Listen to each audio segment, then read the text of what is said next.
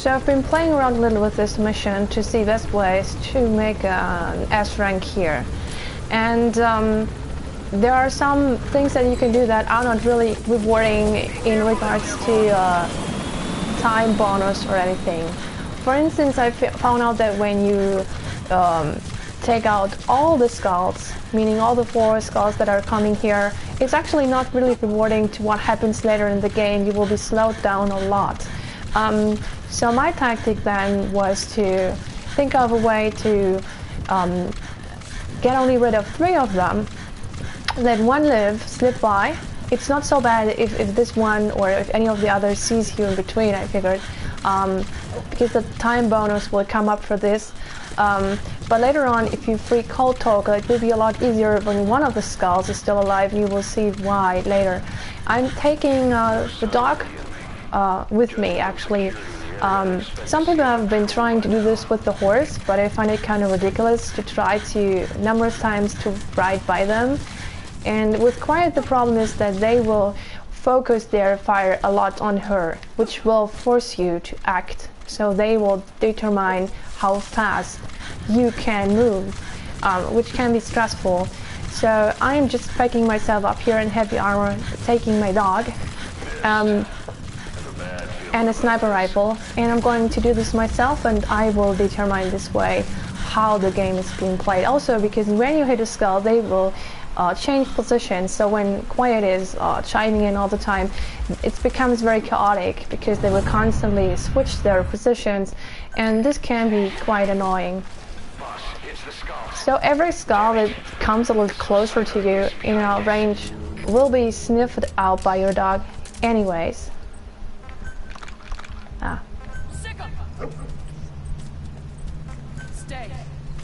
Okay, I just needed to get him out of the way because I don't want to shoot him. So here we have the first one already, and I'm using a bolt action, meaning I have to there's a little break between each shot, which makes it kind of hard to hit them with more than 1 hit in one round. So I'm just going to take my time here and take out 3 of them. I also experimented with what happens if you take out 2 of them, but it becomes really dangerous when you try to slip by them, and they are positioned at bad positions for you. So to play safe, I take out 3. And same rule as always. Stay on the move. This is especially true here in this mission, because each time you fire, they will get an idea of where you are. One more thing, they seem to be able to hear you when you use the iDroid, so try to do this without supply drops, or try to drop a supply drop on them. But taking the iDrop out always requires a few seconds in which it seems they might hear me, and suddenly I have a lot of laser sights on me. One more thing, I mark them, makes it kind of easier when they are so far away. I actually find this laser sight a little annoying. I upgraded the weapon. I thought it would be better, but I actually like the old-fashioned one more that the gun previously had. I might just... If she spots me now, that's not so bad, but just try to not get spotted too early in the game. And there we have the first one already taken out. Now we can move in a little closer, and as you can see, the dog is really useful here because whenever they try to sneak up on me, whenever they are in range, he sniffs them out, and otherwise I just spot them by their laser sights.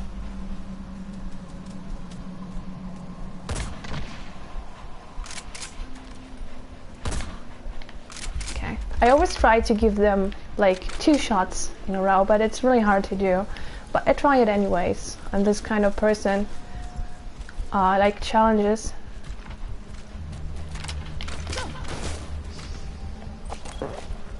And now it's kind of like a a barrier that we try to sneak by this laser sight of hers. So we're trying to sneak or get to a point where we can aim at her without her noticing us, in case she hasn't switched her position already. But she's still here.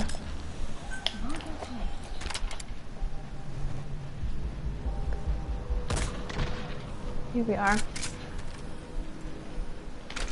She probably needs one more, hopefully.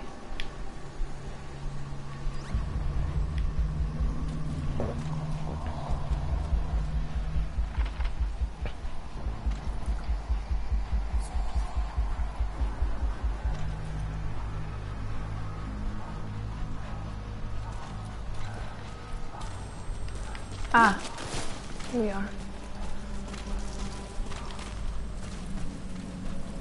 So we just walk like, just switch positions and then go like this to this angle, and I just hope that there will be no one like up here who sees me when I work to get this lovely lady. And there the dog spotted one other, and that's good to know because she cannot see me. She's somewhere behind a wall. See, it makes a little of a noise when you get close to her. It's a little bit like quiet, just that they're not humming. And she should be out now. This should be number 2. So we want to take one more, and then we want to let one of them live on purpose, so it becomes easier later on, which will make it easier for us to get an S, which is an irony in itself, because I find it actually yeah, whatever. It's a nice creative way to do this. So.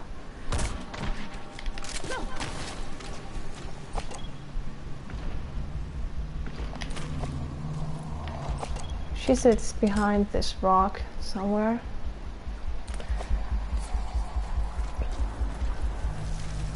So this is why I'm moving like alongside this line, and she's also sort of covered. This is a little annoying because this one now is like covering this entire area here, and I could try to cause a little bit distraction. Wrong. Decoy. Have her look like the other way.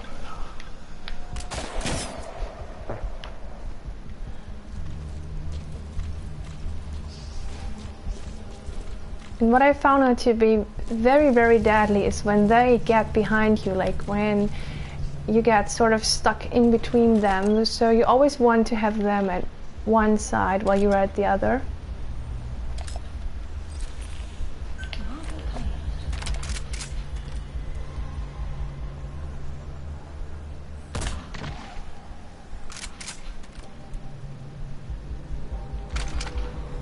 So now they're moving to the right because they suspect me there. So I'm going to the left. I hate that when he just discovers a plant, because each time he barks, I think he found one of them.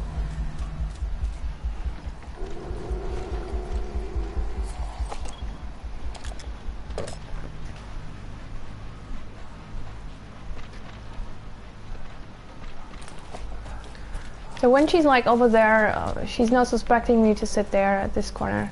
So she will not, they actually will not be looking at this location forever.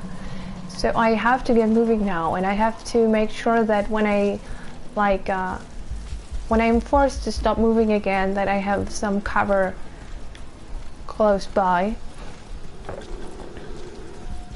So as mentioned, I want to try to take out 3 of them. And also I want to Fulton those 3 of them, because that gives you again some bonus. Once you shoot, you're giving away your position.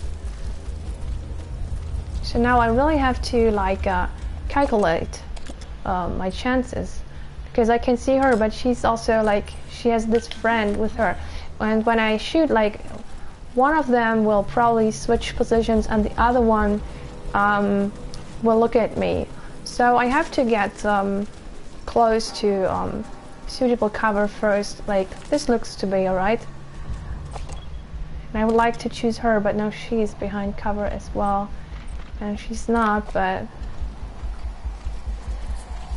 I think I'll just take her and then jump to the left. As expected.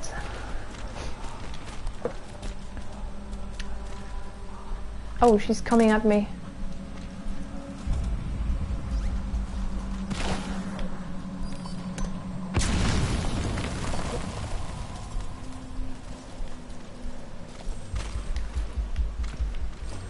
Oh, that's clever. That's clever. Cornering me.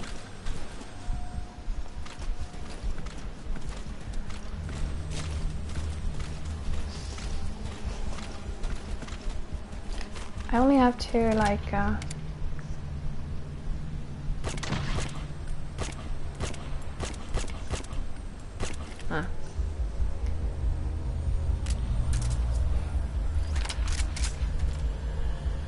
So she wanna try to get behind me. It doesn't matter if they spot you. It's not bad. It's okay. It's okay. It will not ruin the S rank, so don't worry. It just means that they're now coming at me more aggressively, which will actually give me a chance to move faster and take out the last one of the three that I want to take out. She's very close now. She's taking a high risk, so that's actually good for what I want to do.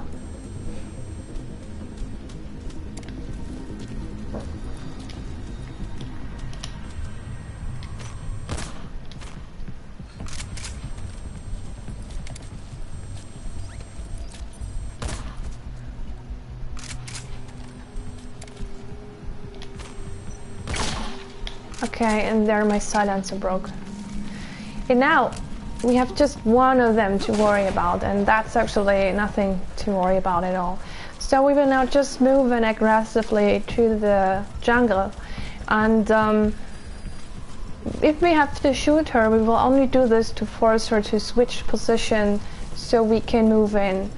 I'm actually thinking about giving D-Dog the Fulton device next time, because that will make it easier to extract the skulls that are now here in the jungle, somewhere close to her position.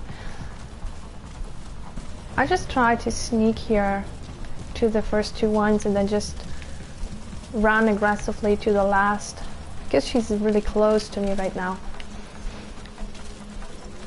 But yeah, you really want to extract the skulls. And since we are like packed up in heavy armor, we can run around here and don't have to worry. We should be able to survive like one shot easily. Okay, I want to have a third one. And it's really nice because D-Dog keeps like popping her up so we know where she is.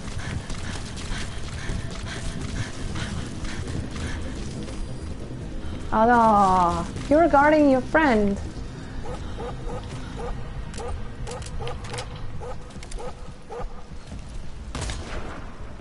Oh.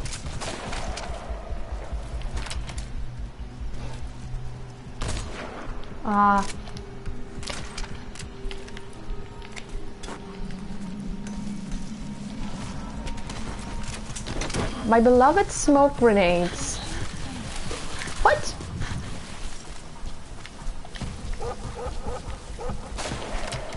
You're protecting your friend.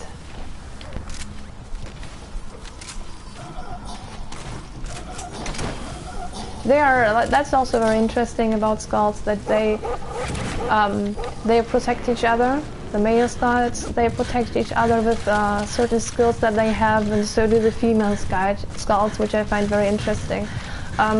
So now we just ignore her, and we run here to the passage to get Code Talker.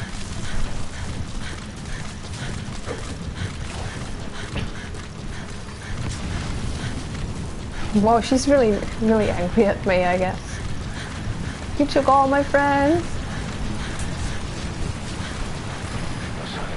Whoa. Did they give up? Whatever. Just get to the mansion. Pronto.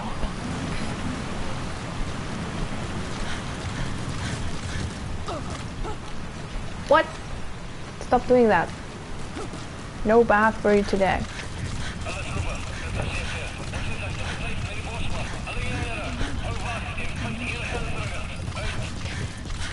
They know about that battle just now. You're right at the mansion. The target's close. Be sure to think this through. Oh. They're with the PF Zero Risk Security. Looks like they're already on guard. Would you try interrogating them? They might know the target's exact location.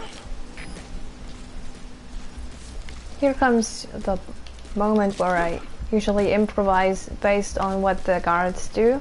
I want to go in by the back door. You can also just like drive them all over to the front door and then take them out and go through the mansion. That's also a way to do it, but we're going to... Analysis complete.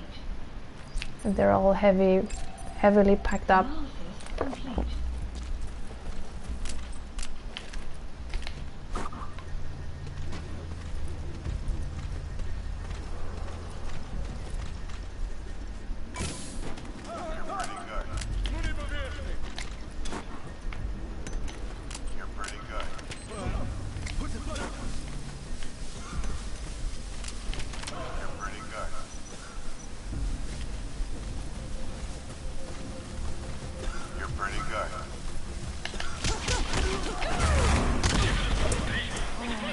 Ugh.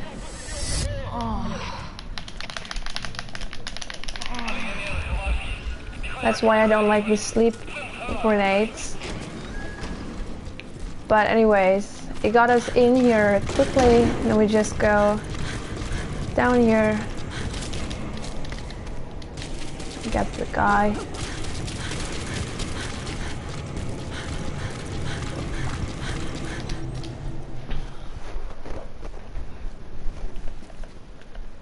I'm a man again. You've secured the target, but he's too old to risk a full extraction. Put Code Talker in the chopper and return to base. He claims they are the dream of every ruler since the dawn of time. Teach them your enemy's words, then unleash them on his lands, destroying only those who speak his tongue.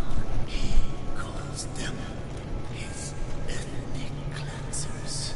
Ethnic cleansers? That's what Skullface is after. In Zoya, Badiabulo was... Boss, he's gonna wipe every language besides English off the face of the earth. Ironic, isn't it? They gave us language, and now they take it away. It is thanks to them that man first learned to speak.